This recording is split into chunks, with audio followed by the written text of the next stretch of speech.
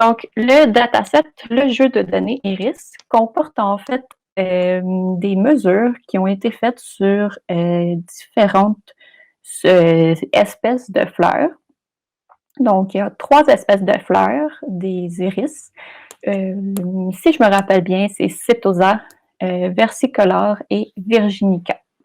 Donc, dans notre dataset, nos collègues sont allés sur le terrain et ils ont mesuré la longueur et la largeur des pétales et des sépales. Et nous, c'est ça qu'on veut analyser.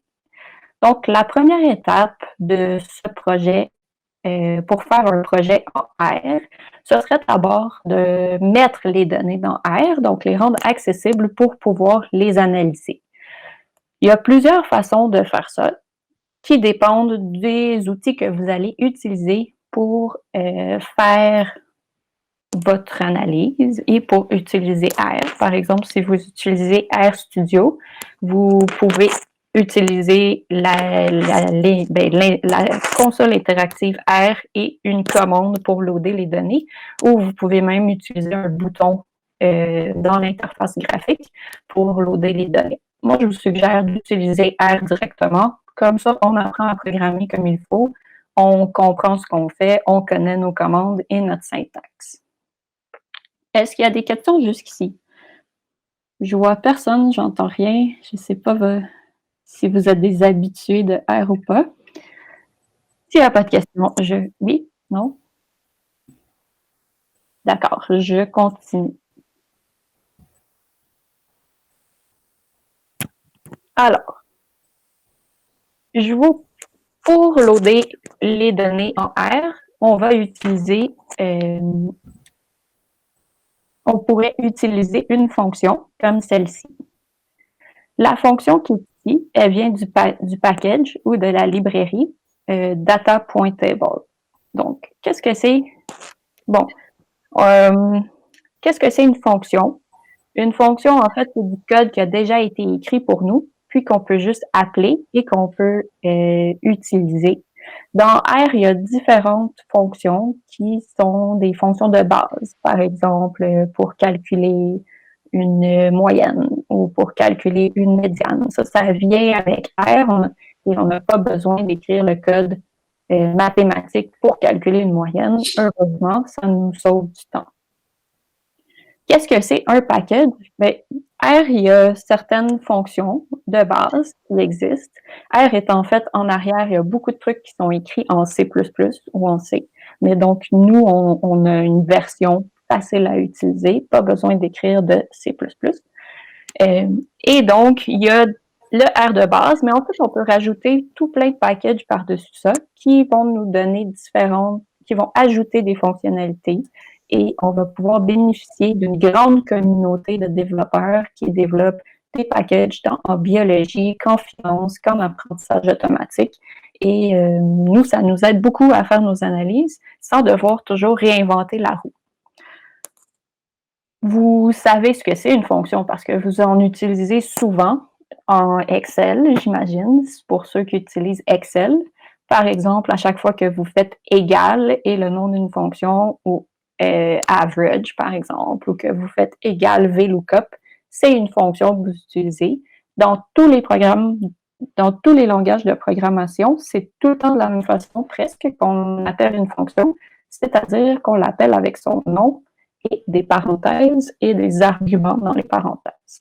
Donc, dans le code, comme vous allez voir, on a dit que ce n'était pas un cours d'introduction à la programmation, mais que c'était plutôt une vue de comment on faisait un projet de A à Z.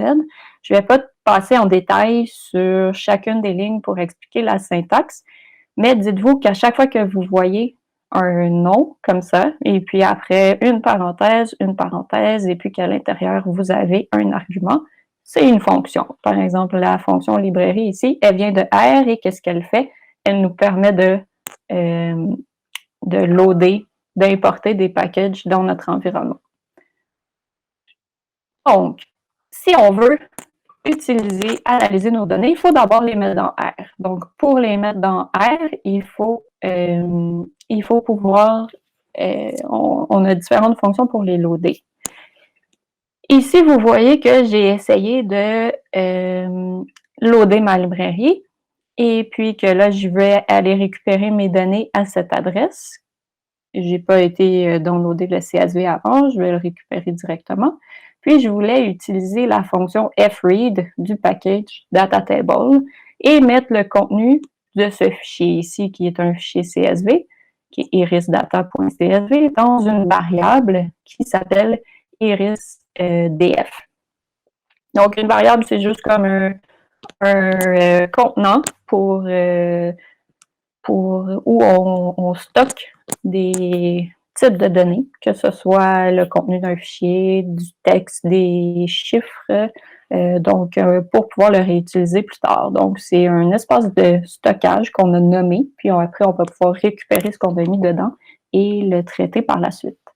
Vous voyez tout de suite que j'ai une erreur ici. Ça, c'est une erreur qui vient de R, qui me dit, ben en fait, le package datatable, je ne le connais pas.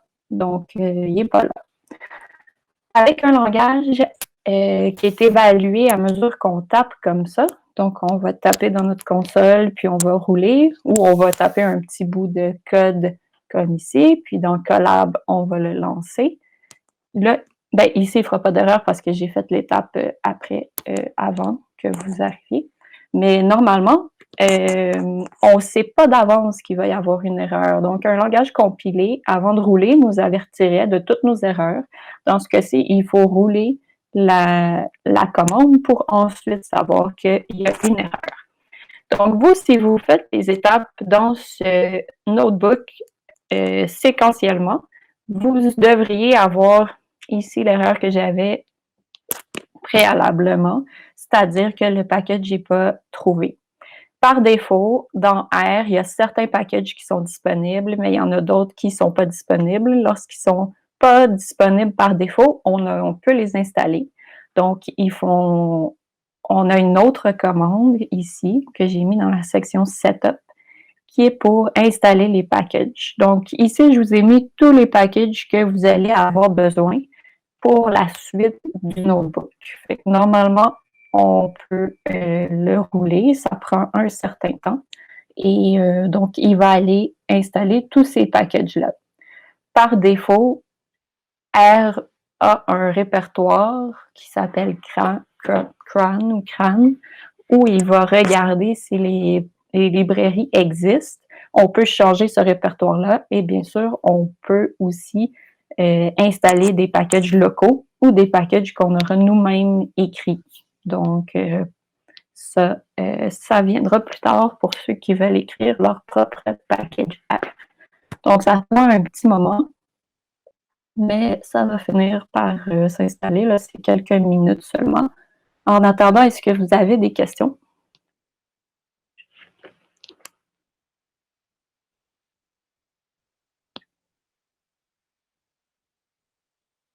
Non. Parfait.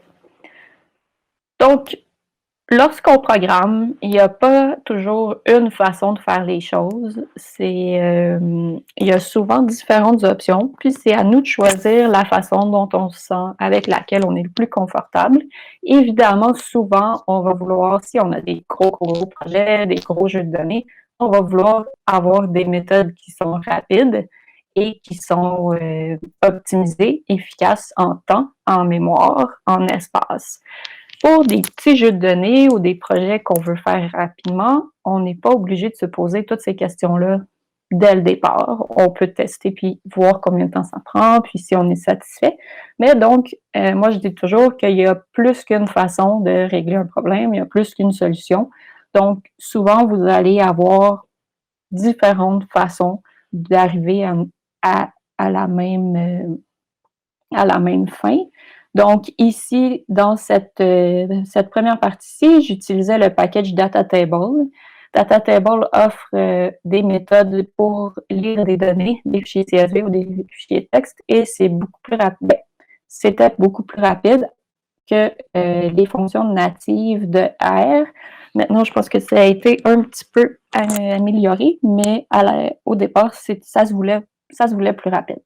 Donc, une autre façon, équivalente pour loader des données qui n'utiliserait pas le package data table. Ce serait juste d'utiliser la fonction native qui existe en R qui s'appelle read CSV. Donc là, on peut loader nos données, il n'y a pas de problème. Mais ce dataset-là est tellement populaire qu'il y a même une fonction pour le loader directement. Et donc, le dataset Iris est déjà en R. Donc, on a beaucoup de compétition pour notre projet pour essayer de caractériser ces fleurs-ci, puisqu'il est déjà disponible. Donc, il faut s'y mettre tout de suite.